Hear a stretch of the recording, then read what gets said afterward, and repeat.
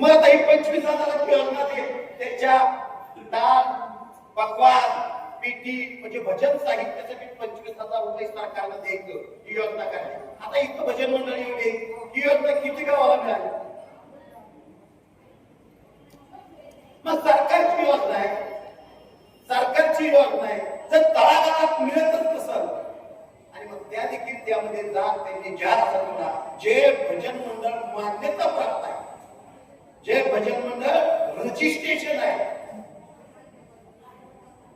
मग आम्ही त्या ठिकाणी त्यांना उत्तर त्यावेळेच्या काळात आता आशिष शेलार साहेबांना आपल्या संघटनेचं पत्र केलं त्यावेळेच्या काळात. शेलार साहेबांना सांगितलं, साहेब ही योजना ग्रामीण भागात तुम्हाला कुणालाच मिळत नाही आणि जी योजना ग्रामीण भागात पोचत नाही, काय त्या योजनेला करायचं? म्हणले त्याला मान्यता पाहिजे. मान्यता सरकारने, आमचं मत आहे सरकारने या भजन मंडळासाठी, कारण आमचा अधिकार पाठीमागचं फार काढून घेतलं. पाठीमागे आम्हाला गुरुजी म्हणत होते. मला गुरुजी कोणाला म्हणायचे पाठीमागच्या काळात? अहो शिक्षणच त्यावेळेच्या काळात आश्रमात. कौरव पांडव शिकले कुठे? आश्रमात. राम लक्ष्मण शिकले कुठे? आश्रमात. आमच्या लोकांना गुरुजी म्हणायचे. आजच्या काळात त्या गुरुजीला काय किंमत आहे ना? आमचं काय? आमचं चाललंय काय त्याच्या? आम्हाला दिशा असताना अशी दशा का? आणि म्हणून आमच्यासाठी योजना काढली तर त्यांना मान्यता सगळ्या गावागावातल्या भजन मंडळाला मिळून. तुमचीच योजना आहे, मिळू द्या प्रत्येक गावाच्या भजन मंडळापर्यंत. का नको? पण महाराज बोलले स्वीकारणार नाही. आणि आपल्याला आता एक काम करा, आपण चाललंय पण आता तुम्ही म्हणाल ही संघटना आली तिथं आमच्या इथं कार्यक्रम घेतला आणि या कामासाठी त्या कामासाठी मानधनासाठी आमच्यासाठी ही दाखवण दिली, कुणी देणार नाही काय नाही. आम्ही देखील बोलू बोलू बोलू. जर आपण सगळी एकत्रित झालो, आपला जर महाराष्ट्रात असा एक जुवा झालो, आता एवढ्या शाखा आहेत, आणखी शाखा पुणे जिल्हा नगरला चालू आहे, सगळे आणखी 10-12 जिल्ह्यामध्ये पोहोचलं तर सरकारने केल्याशिवाय आपण त्यांच्याकडून राहणार नाही. मी एकदा आणखी 10 लोक तहसील कार्यालयाला जावा आणि एखाद्या गोष्टीसाठी वाढता वर पेट्रोल जमून गेली तर कोण बोलणार नाही. पण आपण सगळी मिळून गेलो तर तहसीलदार साहेब बाहेर येतो. एकी हेपळ आहे आणि ही संघटना साधू संतांची, ही भजन मंडळाची संघटना आहे, ही राजकीय नव्हे. राजकारणासाठी स्वतः स्वार्थासाठी सगळे आहेत, पण ही संघटना वेगळी. त्यासाठी तुम्हाला एकत्र यावं लागेल, एकजूट करावं लागेल. आणि त्यासाठी नाही आपलं पोट दुखतंय, आपल्याला भावा मागावं लागेल, कोण देणार नाही मला. आणि म्हणून आता हे संघटना काम करते. ती योजनेसाठी आपलं तिसरं काम मागणे. महाराज आम्हाला पूर्वी गुरुजी म्हणत होते, तुम्ही शिक्षकाचा मतदारसंघ तयार केला, पदवीधराचा मतदारसंघ तयार केला, गावागावाची भजन मंडळ आहे. गावागावात आम्ही भजन मंडळ का म्हणतो? भजन करणारा वारकरी समाजला वारकरी का? आता वारकरी म्हणजे की काही लोकांनी त्याचा नियम केलाय, त्याला शिंदे ज्याला जाण व्हाय त्याला वारकरी. तसे नव्हे, जे गावात संस्कार तयार करतोय, नीती नियम रीत मर्यादा वारकरी. आणि म्हणून आम्ही भजन मंडळाला गावातल्या त्याचा अधिकार फार मोठा वाढावा म्हणून जे योजना आहे तुमच्या. आणि मग त्या भजन मंडळाचा शिक्षकाचा मतदारसंघ, पदवीचा मतदारसंघ, तसा एक या भजन मंडळाचा गावागावातल्या एक मतदारसंघ असावा. का नको? एक गोष्ट लक्षात ठेवा, आपलीच लोक काही सरकार लोकांचं नसतं, आपलंच असतं. सरकार हे आपला आईबाप आहे, आईबाप कुठलंही सरकार असतं ते आपला आईबाप असतं. आणि आई बापाच्या इष्टिकीवर लेकरांचा अधिकार असतो. मग आम्ही लेकर नाही त्याची अधिकार मागलाय. मला देखील काही लोक म्हणजे मागायचं नाही, काही मागे आलोचित वाढ वडिलांची रीत जाणं जसं एक आवडून महाराजांना सांगितलं, आमच्या आपली ती लोक महाराज म्हणायला लागले. मी त्यांना सांगितलं, महाराजांनी आपण तयार केलाय आणि सांगितलंय मागू नका, देवाला मागू नका. देवाला मी मागतो का? आम्ही भजन करतो, देवाला काही मागतो का? पण सरकार हे आमचं माईबाप आहे, आईबाप आहे, सर्वस्व आहे. आणि सरकार करत की पूर्व दिशा ते रिझल्ट ठरवलं तर काय का त्यांना मागू नका असं कुठे ग्रंथात सांगितलंय का सरकारला मागू नका? आणि म्हणून आम्ही देवाकडे कधीच मागत नाही, पण सरकारला मागितल्याशिवाय. आणि आज मागू ह्या मागण्या आपल्याला संशय आणखी एक मागणी आम्ही ठेवली, तसा मतदारसंघ तर असावा. पण महाराज गावागावातल्या मालकरी समाजाची मुलं आहेत. आता शिक्षणाशिवाय महाराज पर्याय नाही, शिकला तर टिकला. किती आपल्या गळ्यात माल असला तर मला नाही तुमचा पोरगा काय करतो. आणि मग त्यातही आता काय झालंय या डोनेशन मुळे इतकं शिक्षण आम्हाला बाकीचं म्हणायचं नाही. वारकऱ्यांच्या मुला मुलींना कुठल्याही महाविद्यालयामध्ये विना डोनेशन प्रवेश असावा यासाठी देखील आपल्याला धडपडावं लागेल. यासाठी आपल्याला सगळं सरकारने वाचवावं लागेल.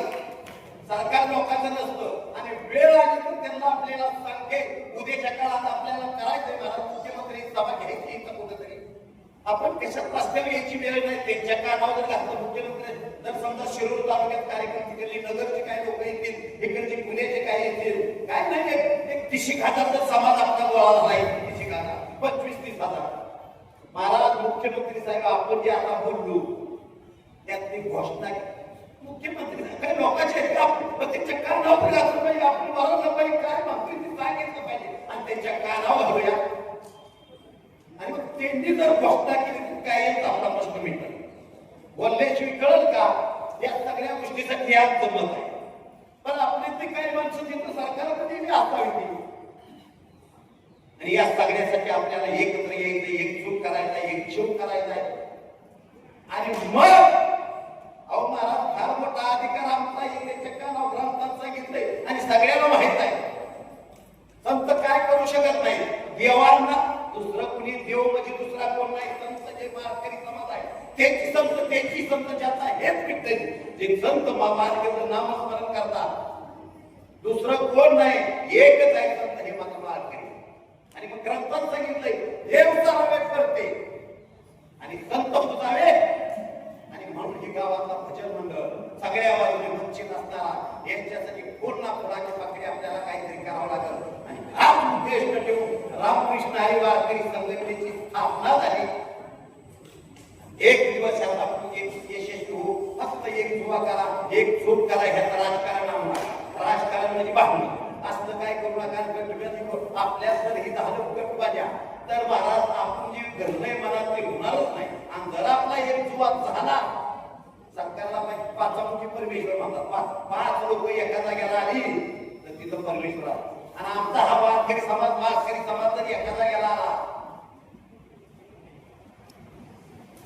सरकार केल्याशिवाय राहणार नाही. कुठलंही सरकार असतं फक्त एकजूट करा नक्कीच आपण करूया.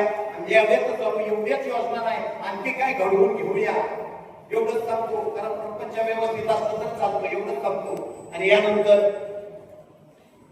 यानंतर आदरणीय सुभाष मामा खैरे महाराज या ठिकाणी आलेले आहेत. त्यांच्यासाठी एकदा कार्यक्रम कृष्णाने संतांच्या उन्नतीसाठी आणि कामासाठी स्थापन झालेला हा वारकरी संघ आणि त्यानिमित्तानं आज आपल्या शिक्रा पौर्णिमेमध्ये हा कार्यक्रम आयोजित केलेला आहे. प्रथमतः सर्व मान्यवरांचं सन्मान व्यासपीठाचं उपस्थित सर्व वारकरी बंधू आणि माता भगिनींचं या ठिकाणी ग्रामस्थांच्या वतीनं स्वागत करतो. उपस्थित होते आभार मानतो. या ठिकाणी हा वारकरी संघ ज्या उद्देशाने स्थापन झाला आहे संत तुकाराम महाराज म्हणतात देव पावया गेलो देव गोडी ठेवो. संतांची दक्षिणच आहे स्तुतिनिंदा झाली पै समान स्तुतिनिंदा झाली पै समान त्याची स्तुती केली समाधीला. या उक्तीप्रमाणे सर्व वारकरी बांधवांनी संतांनी या ठिकाणी सेवा करायची आहे. आम्हाला ग्रामस्थांच्या माध्यमातून जे जे काही महाराज आपण सांगितलं की वारकऱ्यांच्या मुलांच्या शिक्षणासाठी किंवा वारकऱ्यांसाठी जे जे ग्रामस्थांच्या माध्यमातून ग्रामपंचायतच्या माध्यमातून सुविधा देता येईल त्याने आम्ही देण्याचा या ठिकाणी प्रयत्न करू. या ठिकाणी आम्ही 13 जूनला या ठिकाणी एक भजन स्पर्धा आयोजित केलेली आहे. ती याच ठिकाणी केलेली आहे. त्यावेळेस आपण सर्वांनी त्याचा लाभ घ्यावा त्या सहभागी व्हावा अशी या ठिकाणी विनंती करतो. आणि मला बोलण्याची संधी दिली याबद्दल या ठिकाणी आभार मानतो. धन्यवाद. गडगडी संस्थापक अध्यक्ष महाराष्ट्र यांचा एक कार्यक्रम भाऊ बसू छायाताई बाळासाहेब रणपिसे अध्यक्ष रामकृष्ण वारकरी संघ यांचा सन्मान आदरणीय काळोखी यांना विनंती करतो त्यांनी करावा.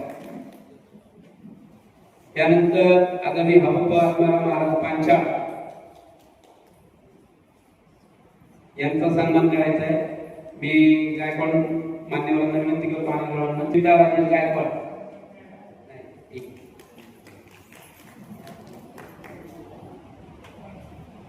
बाळासाहेब रणपिसे आपला या ठिकाणी सन्मान होतोय, त्या सन्मानाचा स्वीकार करायचा आहे. त्यांचा या ठिकाणी सन्मान होतोय.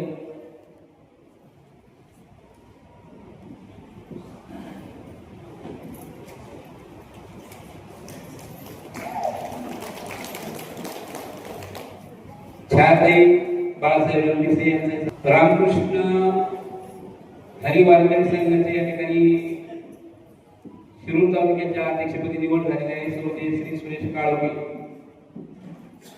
काळोखे मॅडमला नियुक्तीपत्र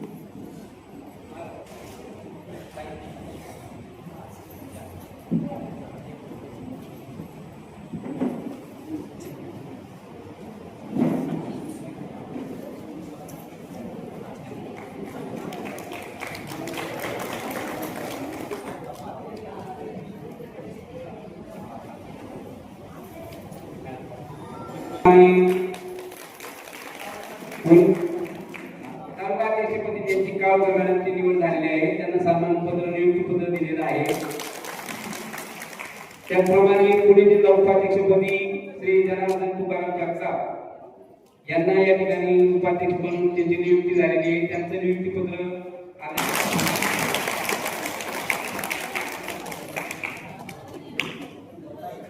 माजी उपसरपंच चिकरापूर यांनी या ठिकाणी आपल्या सर्वांना महाप्रसादाचं नियोजन केलेलं आहे. त्याचप्रमाणे दुसरे श्री अनिल गायकवाड यांनी या ठिकाणी महाप्रसादाचं नियोजन केलेलं आहे. त्या दोघांनी खूप खूप धन्यवाद. या सुभाष मामा खेरे यांचा सन्मान होत आहे. त्याचप्रमाणे आदरणीय अनिलराव गायकवाड यांनाही त्या ठिकाणी सन्मानित केलं जात आहे. ताईंच्या हस्ते त्यांनी आदरणीय नवीन बापू जगताप माजी उपसरपंच वगैरे त्याचप्रमाणे दुसरे आमचे मावळे आमदार हे या ठिकाणी उपस्थित आहेत. त्यांचे मनापासून सहर्ष स्वागत. दीपाली यांचे या ठिकाणी आगमन होत आहे. त्यांचे